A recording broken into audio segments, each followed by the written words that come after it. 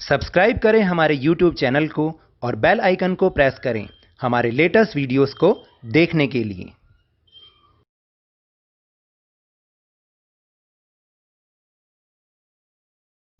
Hello and welcome to Lavneesh sir की class. आज की शिक्षा निदेशालय राष्ट्रीय राजधानी क्षेत्र दिल्ली की वर्कशीट नंबर 28 जो कि कक्षा छठी के विद्यार्थियों के लिए है।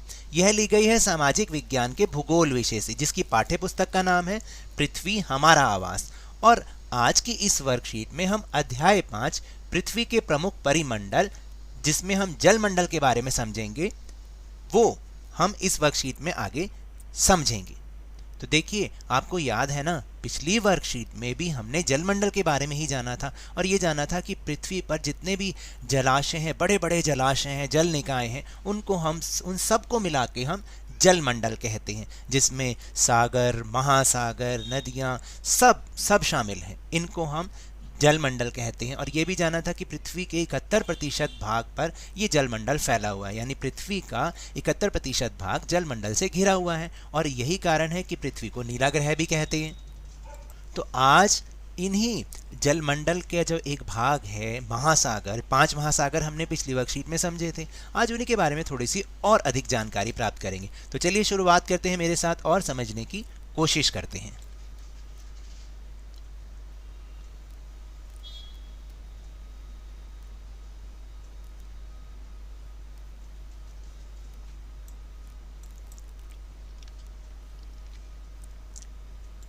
विश्व के 5 प्रमुख महासागर। तो जो पहला महासागर है प्रशांत महासागर, ये जो प्रशांत महासागर है ये दुनिया का सबसे बड़ा महासागर है। यह पृथ्वी के 1/3 भाग पर फैला हुआ है, यानी आप देखिए कि ज़्यादातर, आप जब ग्लोब में भी देखेंगे तो ज़्यादातर आपको यही वाला महासागर नज़र आएगा। पृथ्वी पर का जो सबसे गहरा भाग है ना, मैरियाना गर्त, वो भी प्रशांत महासागर में ही स्थित है। फिर इसके बाद है अटलांटिक महासागर। अटलांटिक महासागर दुनिया का सबसे दूसरा बड़ा महासागर है। अटलांटिक महासागर की जो तट रेखा है वो बहुत ही अधिक दंतुरित है। दंतुरित का मतलब होता है कटी फटी, अनइवन होना। और लेकिन व्यापार की दृष्टि से तो ये दुनिया का सबसे व्यस्त महासागर है, यानी यहाँ से बहुत ज़्यादा व्यापार होता है। फिर तीसरा है हिंद महासागर। देखिए, हिंद महासागर यही एकमात्र ऐसा महासागर है पूरी दुनिया में जिसका नाम किसी देश के नाम पर, यानी कि भारत के नाम पर पड़ा है। तो है ना ये हमारे लिए बहुत बड़ी उपलब्धि की बात। तो देखिए, बाकी आप सारे महासागर देख लीजिए, क्या किसी का भी नाम किसी के देश के नाम पे पड़ा है? नहीं, हिंद महासागर का पड़ा है और ये भारत के सबसे दक्षिण में स्थित है। यह महासागर लगभग त्रिभुजाकार है, यानी त्रिभुज के आकार का है, तिकोना है। फिर इसके बाद है दक्षिणी महासागर। दक्षिणी महासागर अंटार्कटिका महाद्वीप को चारों ओर से घेरता है। जो आपने देखा होगा ग्लोब में, अंटार्कटिका महाद्वीप जहाँ पे चारों तरफ बर्फ ही बर्फ है, उसको चारों ओर से ये दक्षिणी महासागर घेरे हुए है। और इसके बाद है 5वां आर्कटिक महासागर। आर्कटिक महासागर उत्तर ध्रुव वृत्त में स्थित है। यह प्रशांत महासागर से छिछले जल वाले एक संकरे भाग से जुड़ा है, जिसे बेरिंग जल संधि के नाम से जाना जाता है। आपको याद है ना, जल संधि मैंने पिछली वर्कशीट में भी आपको समझाया था। जैसे भारत और श्रीलंका एक बहुत ही संकरी जल संधि, जिसको हम पाक जल संधि कहते हैं, उससे जुड़ा हुआ है। ऐसे ही प्रशांत महासागर और आर्कटिक महासागर भी एक संकरे भाग से जुड़ा हुआ है, जो जलीय भाग से जुड़ा हुआ है, जिसे हम बेरिंग जल संधि कहते हैं।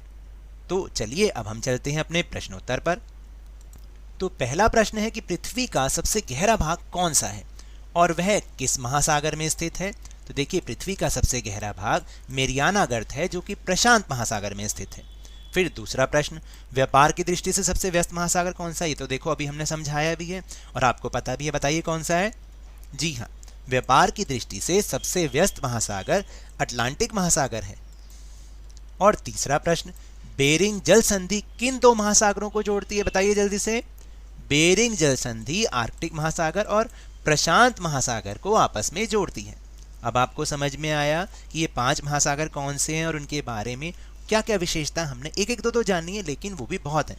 तो ये तो थी आज की वर्कशीट। अगर मेरे इस तरह समझाने से आपको थोड़ा सा भी समझ में आया हो तो इस चैनल को ज़्यादा से ज़्यादा सब्सक्राइब कीजिए, लाइक कीजिए और बहुत ज़्यादा शेयर भी कीजिए। और हाँ, मेरे साथ इसी तरह आसानी से वर्कशीट को समझते रहिए, लेकिन ध्यान और मन लगाकर, पूरी मेहनत और लगन के साथ।